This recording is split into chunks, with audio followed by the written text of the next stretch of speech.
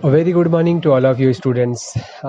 Today we are going to discuss a topic of physics, BSc Part 1, electric field as an deflecting field. So, paper 1 unit 4 का ये topic है. Myself Kamlesh Thakkar, assistant professor government Bilasa girls PG college से एक बार फिर आपके साथ. Dear students, electric field as an deflecting field कि ये जो इलेक्ट्रिक फील्ड होता है ये डिफ्लेक्टिंग फील्ड होता है. कैसे होता है कि जब कभी भी कोई चार्ज पार्टिकल जो होता है वो परपेंडिकुलर इलेक्ट्रिक फील्ड में इंटर करता है तो क्या होता है. चलिए आइए समझते हैं इस डायग्राम से. इस डायग्राम को देखिए. इसमें जब एक चार्ज पार्टिकल Q जो है वो एक यूनिफॉर्म परपेंडिकुलर इलेक्ट्रिक फील्ड में इंटर करता है तो उसका जो पाथ होता है वो चेंज हो जाता है. आपको याद होगा कि इसका पाथ जो होता है वो कैसा हो जाता है, पैराबोलिक हो जाता है. Okay, so here what we have to find. यहाँ जो है हमें दो चीज़ों की बात की अच्छे से ध्यान रखना है, दो बातों को याद करना है. एक तो हमें ये प्रूफ करना होगा कि electric field as a deflecting field, यानी कि इलेक्ट्रिक फील्ड जो है उसका पाथ जो होगा वो पैराबोला होगा. ये आपको प्रूफ करना होगा. दूसरा हमें ये प्रूफ करना होगा, ये वैल्यू फाइंड आउट करनी होगी कि डिफ्लेक्शन हो रहा है तो डिफ्लेक्शन तो दिखाना पड़ेगा. तो कितना डिफ्लेक्शन हो रहा है इसको भी हमें फाइंड आउट करना पड़ेगा. ओके, सो फर्स्ट हम चलते हैं फिगर में. ये दूसरा फिगर हम देखते हैं डियर स्टूडेंट्स. इसका हमारे पास एक m मास का एक चार्ज पार्टिकल है और जिस पर जो चार्ज है वो कितना है, Q है. ओके, और हम इसे एक परपेंडिकुलर इलेक्ट्रिक फील्ड में इंटर कराते हैं. यहाँ जो परपेंडिकुलर इलेक्ट्रिक फील्ड लगा है वो दो बार आपको दिख रहा होगा, प्लस और माइनस उनके बीच लगा हुआ दिखाई दे रहा है. और ये इलेक्ट्रिक फील्ड जो है इस पर जैसे ही चार्ज पार्टिकल इंटर करता है तो वो डिफ्लेक्ट होता है. डिफ्लेक्ट होने के बाद ये आगे जो है जैसे ही इलेक्ट्रिक फील्ड से बाहर होता है, देखिए डियर स्टूडेंट्स फिगर में कि जैसे ये इलेक्ट्रिक फील्ड से बाहर हो रहा है तो ये स्क्रीन पर जाकर P पॉइंट से क्या होता है, स्क्रीन पर जाकर टकराता है, सीधा टकराता है. क्योंकि वो डिफ्लेक्शन फिर उसमें नहीं होता, निकलने के बाद वो क्या हो जाता है, सीधा निकल जाता है. अब ये जो हमने इलेक्ट्रिक फील्ड यहाँ पर अप्लाई की है उसमें जो दो प्लेट्स ली हैं वो दोनों प्लेटों के बीच की डिस्टेंस स्मॉल डी ली है. और इलेक्ट्रिक फील्ड जो है वो ट्रांसवर्स इलेक्ट्रिक फील्ड है, अनुप्रस्थ विद्युत क्षेत्र है जिसकी लंबाई जो है वो स्मॉल l है. और विद्युत क्षेत्र जो है उससे कैपिटल L की दूरी पर हमारी स्क्रीन रखी हुई है, आप देख रहे होंगे. तो अब जब ये चार्ज पार्टिकल इंटर करता है तो उस पर श्योर इलेक्ट्रिक फील्ड एक फोर्स अप्लाई करेगा. तो चलिए देखते हैं वो क्या है. Force F is equal to QE वो अप्लाई करता है. लेकिन F के बारे में तो हमने पहले भी पढ़ा है dear students. We know but we know force is equal to actual क्या होता है, मास इनटू एक्सीलरेशन. ओके, द्रव्यमान गुणित त्वरण, राइट. सो एक्सीलरेशन अगर हम फाइंड आउट करना चाहें तो फोर्स अपॉन क्या हो जाएगा, मास. और फोर्स हमारा क्या आया, फोर्स हमारा जो आया वो क्या है, QE. तो QE upon M, that is equation number 1. Now dear students फिर से एक बार हम फिगर की तरफ चलते हैं. उस फिगर को हम एक बार फिर से देखते हैं. ठीक है, so acceleration particle in x direction. अब क्या होता है कि पार्टिकल जो चल रहा है, चार्ज पार्टिकल हमारा फिगर में आप देखेंगे कि वो x डायरेक्शन में चलता है. x डायरेक्शन में चलता है तो x डायरेक्शन में चलता है तो उसकी इनिशियल वेलोसिटी जो होगी वो सपोज क्या है, v. ठीक है, और एक्सीलरेशन x डायरेक्शन में होगा क्या, नहीं, क्योंकि वो एक्सीलरेट कहाँ पर हो रहा है, इलेक्ट्रिक फील्ड की डायरेक्शन में. और इलेक्ट्रिक फील्ड यहाँ जो अप्लाई हुई है वो नीचे से ऊपर हुई है, दैट मीन्स y डायरेक्शन में. तो x डायरेक्शन में जो चार्ज पार्टिकल चल रहा है उसकी वेलोसिटी तो v है पर एक्सीलरेशन क्या है, 0 है. तो इक्वेशन ऑफ मोशन जो हमारा सेकंड है dear students, s equal to ut plus half at square, उसमें यदि एक्सीलरेशन को 0 रख दें, s की वैल्यू हमारे पास क्या आएगी, ut. ओके, तो s दैट मीन्स डिस्टेंस, और डिस्टेंस यहाँ पर हमने क्या ली है, x एक्सिस के लिए. u that means velocity initial हमने यहाँ पर v मानी थी और समय जो होगा, टाइम जो होगा वो t होगा. तो x इक्वल टू vt हमारा इक्वेशन नंबर 2 बना. Now the distance travel in y direction. चलिए हमने x डिस्टेंस तो x एक्सिस में तो डिस्टेंस देख ली. अब चार्ज पार्टिकल की y एक्सिस में डिस्टेंस हम देखना चाहते हैं.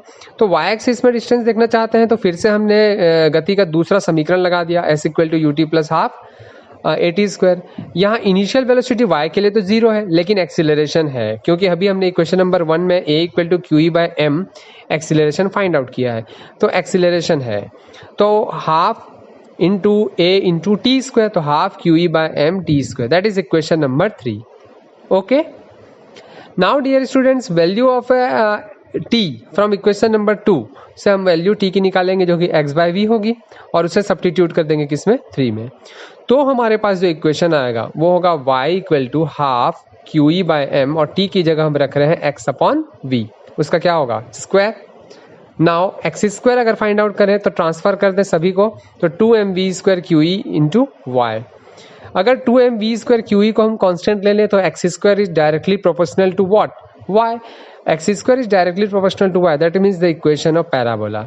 सो इट इज क्लियर, और हमने प्रूव भी कर दिया कि ये जो इक्वेशन है हमारा पैराबोला है, दैट मीन्स इलेक्ट्रिक फील्ड एक डिफ्लेक्टिंग फील्ड है, और उसमें डिफ्लेक्शन जो होता है उसका पाथ जो मूव होता है वो कैसा होता है, पैराबोलिक होता है, परवलयाकार होता है।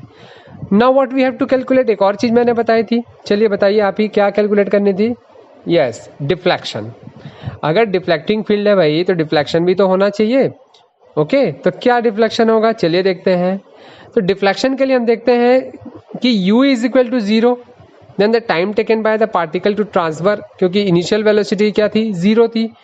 तो अगर हम टाइम टेकन बाय द, देखिए किसकी इनिशियल वेलोसिटी की हम बात कर रहे हैं कि जब हम y डायरेक्शन में चलते हैं तो वहां इनिशियल वेलोसिटी क्या ली थी हमने, 0 ली थी, है ना।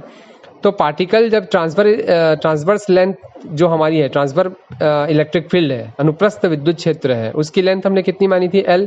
ठीक है, अगर उसे ट्रेवल करने में जो टाइम निकालना हो तो वो टाइम हमारा क्या होगा, t is equal to l upon v, because time is equal to distance upon velocity. अब फाइनल वेलोसिटी हमको फाइंड आउट करना है। Now the final velocity in the direction of electric field, direction of electric field मतलब कौन सी electric field है, y axis की electric field है। तो इनिशियल वेलोसिटी तो 0 थी, फाइनल वेलोसिटी हम सपोज y एक्सिस के लिए vy मान लिया, a इंटू टी। तो अब जो t की वैल्यू हम फाइंड आउट कर रहे हैं, फाइंड करेंगे वो कहाँ से, जो ट्रांसवर्स इलेक्ट्रिक फील्ड थी उसके लिए जो टाइम लगा था ट्रेवल करने में, l अपॉन v वैल्यू आई थी, उसको हमने पुट किया टाइम के प्लेस पे, और a की वैल्यू तो QE बाय m है। तो हमारे पास जो फाइनल वेलोसिटी आई डायरेक्शन, कौन से डायरेक्शन है, इलेक्ट्रिक फील्ड के डायरेक्शन में, वो कितनी आ गई, QEL by m, equation number 4। अब ये तो वेलोसिटी आ गई, अब डिफ्लेक्शन भी बता दीजिए भाई इलेक्ट्रिक फील्ड की डायरेक्शन में क्या होगा। Now the deflection of the particle in the direction of electric field वो क्या होगा। तो फिर से हमने गति का दूसरा समीकरण लगाया, s equal to ut plus half at square.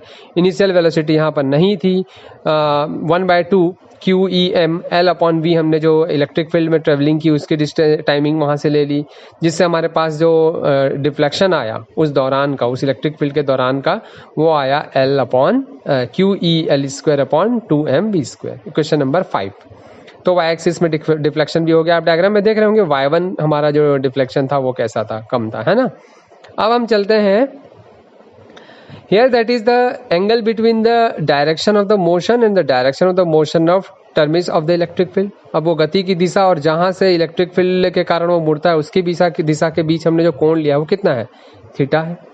तो यदि कोण थीटा है तो अगर हम वहां से डायरेक्शन निकालना चाहें तो टेन थीटा यूज किया, और परपेंडिकुलर अपॉन क्या लेना पड़ेगा हमें, बेस। तो वेलोसिटी के फॉर्म में वेलोसिटी जो हम एक्स एक्सिस की थी वो तो v थी, पर y एक्सिस की वेलोसिटी हमने क्या ली फाइनल, vy। तो vy बाय v, vy की वैल्यू हमें इक्वेशन नंबर 4 में मिली है, QEL अपॉन mv।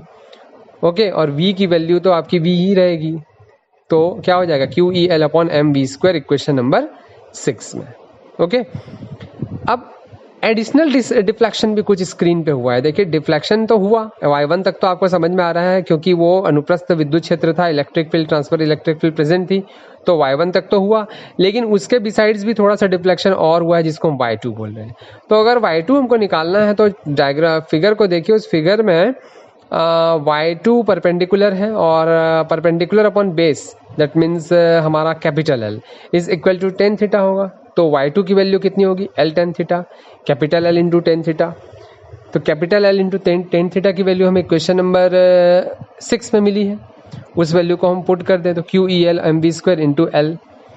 तो ये दूसरा डिफ्लेक्शन जो एक्स्ट्रा डिफ्लेक्शन हुआ था आफ्टर इलेक्ट्रिक फील्ड वो है। तो टोटल डिफ्लेक्शन तो OP होगा, पूरा होगा, वो कितना होगा, y1 प्लस y2। y1 की वैल्यू हमारे पास इक्वेशन नंबर 5 में आई है, QEL square upon 2v mv square, और y2 की वैल्यू हमारे पास आई है इक्वेशन नंबर 6 में। तो ये दोनों वैल्यूज को हम क्या करेंगे, ऐड करेंगे, जिससे QE अपॉन mv स्क्वायर क्या हो गया, कॉमन आ गया, L square by 2 and L into L। सो ये जो इक्वेशन है उससे क्लियर हो रहा है कि y जो है दैट मीन्स डिफ्लेक्शन जो है वो डिपेंड करता है इंटेंसिटी पे, कि अगर हम इंटेंसिटी जितनी बढ़ाएंगे तो जो हमारा स्क्रीन होगा उसमें डिफ्लेक्शन हमें उतना ही ज़्यादा देखने को मिलेगा। आपको याद होगा या आप जब भी प्रैक्टिकल करने आएंगे तो आप देखेंगे कि प्रैक्टिकल्स में आपको CRO दिखाई देगा, CRO कॉमन रे ऑसिलोस्कोप, उसमें इसी प्रिंसिपल का यूज़ किया जाता है। सो डिफ्लेक्शन किस पे डिपेंड कर रहा है? इंटेंसिटी पे, है ना। इसका उपयोग हम कहाँ पर करेंगे? CRO में। तो डियर स्टूडेंट्स, आज का जो टॉपिक था ये डेरिवेशन था, आई थिंक वो आपको समझ में आया होगा। जहाँ भी क्लियर ना हो वहाँ पॉज कीजिए और समझिए उसको, और इसे आगे शेयर कीजिए, ज़्यादा से ज़्यादा लोगों तक ये पहुँचे और सभी इसको देख पाएँ, और सब्सक्राइब कीजिए। Thank you very much dear students.